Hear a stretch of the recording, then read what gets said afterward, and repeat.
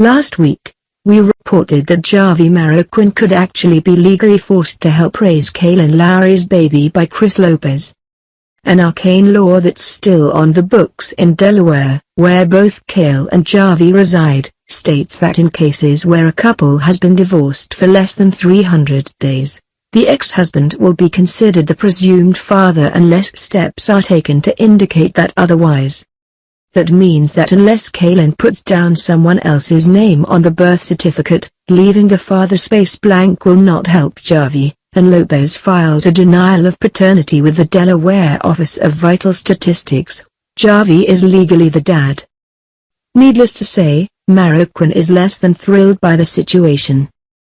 His divorce from Kailyn was a messy one, and the only thing harder than raising a kid with an ex you don't get along with is raising someone else's kid with an ex you don't get along with. Fortunately, Javi is making moves to ensure that he doesn't get roped back into Kailyn's life any more than he already is. "I'm doing what I have to in case she doesn't put him on the birth certificate," Javi said in a recent interview with Radar Online. "I'm talking to my attorney right now." The good news for Javi is that it doesn't look like he'll receive any pushback from Kailyn. Attorneys for the soon-to-be mom of three issued a statement to Radar explaining her stance on the paternity issue.